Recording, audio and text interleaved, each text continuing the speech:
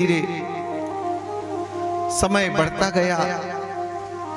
एक दिन एकादशी तिथि आई। जैसे आज एकादशी है ना, वैसे एकादशी तिथि आई। एकादशी सबको व्रत करना चाहिए। एकादशी के दिन चावल खाने में निषेध है, अन्न में दोष माना गया है, तो इसीलिए एकादशी में चावल नहीं खाना चाहिए। एकादशी तिथि आई, नंद बाबा एकादशी का व्रत करते हैं। व्रत मतलब प्रतिज्ञा, शाब्दिक अर्थ प्रतिज्ञा है। किस चीज की प्रतिज्ञा लें? बोले विकारों की। एकादशी का व्रत रखना चाहिए। क्यों भी? एक शरीर के दृष्टि से भी महीने में 2 एकादशी होती है। एक दिन भूखे रहने से शरीर का डाइजेशन भी फिट हो जाता है और एकादशी व्रत का फल भी मिल जाता है। तो दोनों बात हमारे जीवन में लागू होती है। नंद बाबा एकादशी का परीक्षित व्रत रखते हैं। एकादश्याम निराहारः समाभ्यर्च्य जनार्दनम्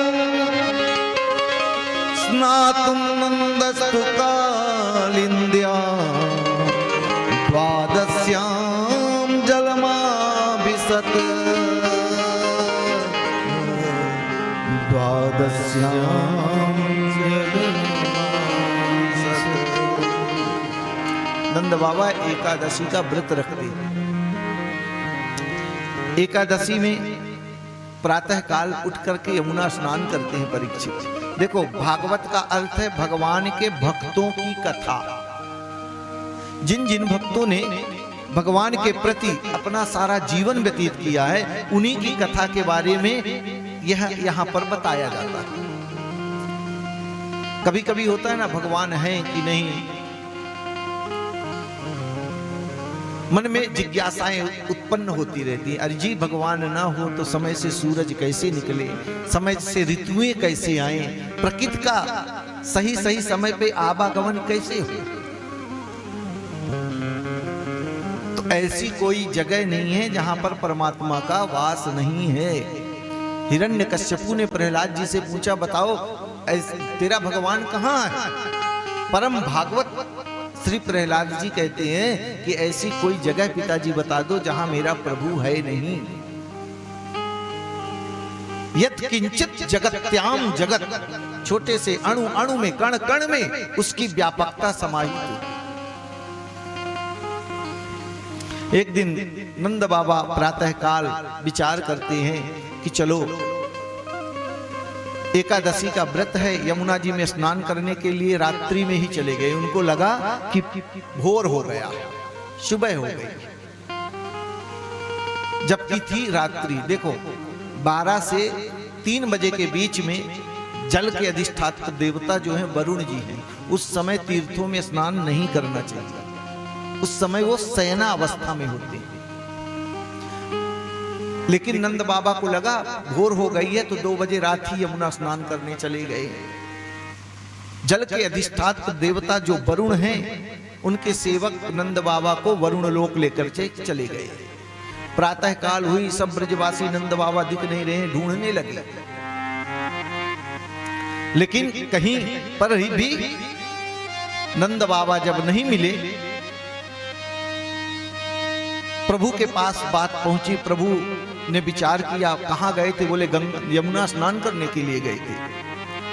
सो प्रभु जाकर के परीक्षित यमुना जी में जैसे ही डुबकी मारे, सीधे वरुण लोक पहुंच गए। वरुण लोक में नंद बाबा को बांध करके रखा गया था। क्यों? क्योंकि उन्होंने रात्रि के समय स्नान किया था। जैसे ही वरुण ने देखा कृष्ण हमारे प्रभु आए हैं, चरणों में गिर पड़ा, ले जाकर अपने सिंहासन में परीक्षित बैठाया। यह सब दृश्य नंद बाबा बड़े प्रेम से देख रहे हैं।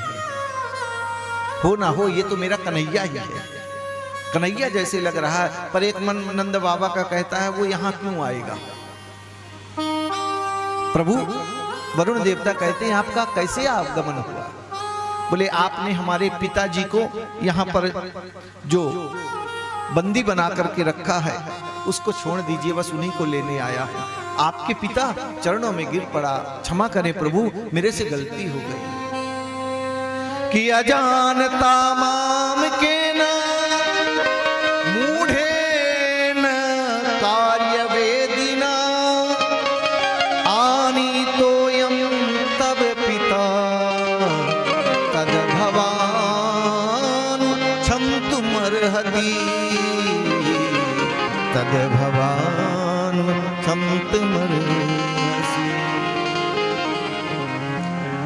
नंद बाबा को देख करके जो वरुण देवता है प्रभु से क्षमा याचना, अजानता माम के ने मूढ़े ना कार्य वेदिना, अनजान बस मेरे सेवकों ने गलती की है प्रभु क्षमा करें, आप तो पिताजी को लेकर के जाइए।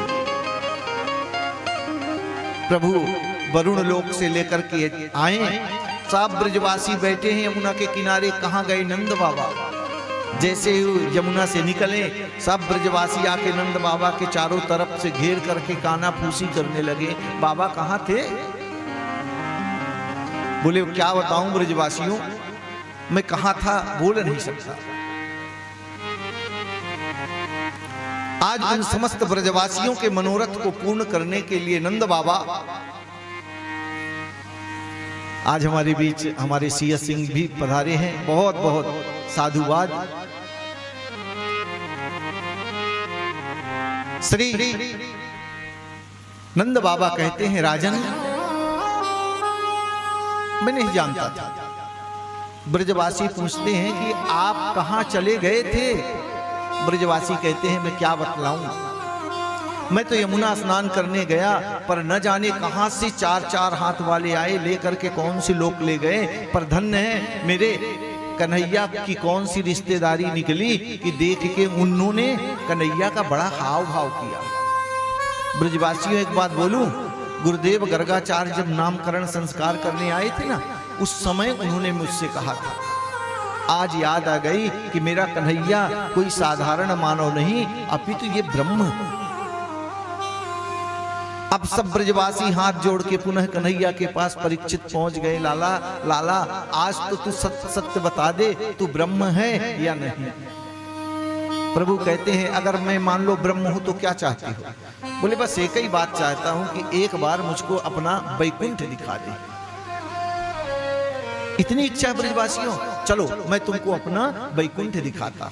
सो ले गए प्रेम सरोवर में। बोले जिनको जिनको वैकुंठ चलना है वो डुबकी लगाई। सब ब्रजवासी प्रेम सरोवर में डुबकी मारते गए और सशरीर प्रभु ब्रजवासियों को वैकुंठ ले गए। अब वहां पर प्रभु शेषनाग की सैया पर विराजमान हैं, वेद स्तुति करते हैं, ब्रह्मादिक देवता सब खड़े होकर के प्रभु का स्तवन करते हैं। ब्रजवासियों ने देखा ये तो मेरा कन्हैया है, जैसे जाने लगे अलम यहीं रुकिए, इससे आगे आप नहीं जा सकते।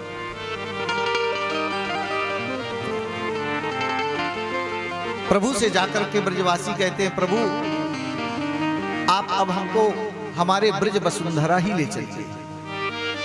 वैकुंठ देखने के बाद परीक्षित समस्त ब्रजवासियों को लेकर प्रभु आए। ब्रजवासियों से पूछते हैं कैसा लगा मेरा वैकुंठ? ब्रजवासी कहते हैं लाला एक बात बोलूं, बुरा तो नहीं मानेगा? बोले बोल। बोला तेरा वैकुंठ किसी काम का नहीं है। धन्य है ये ब्रजवासी, आज प्रभु के वैकुंठ को भी फेल कर दिया। बाबा सुखदेव परीक्षित को कहते हैं ये धन्य है ब्रजवासियों का प्रेम, धन्य है ब्रजवासियों का पुण्य। प्रभु कहे कि ये क्यों ऐसा बोल रहे हो? बोले लाला एक बात बोलूं, वो ब्रह्म किस काम का जिससे न हम बात कर सके, न उसके साथ कुश्ती कर सके, न साथ में बैठ के भोजन कर सके। हमको तो तेरे जैसा ही ब्रह्म चाहिए, कम से कम जब जरूरत पड़ती है तो सामने तो है। यह पावन प्रसंग श्री सुखदेव जी ने ओ कान्हा प्रसंग, यह पावन प्रसंग श्री सुखदेव जी ने परीक्षित को सुनाया। हे राजा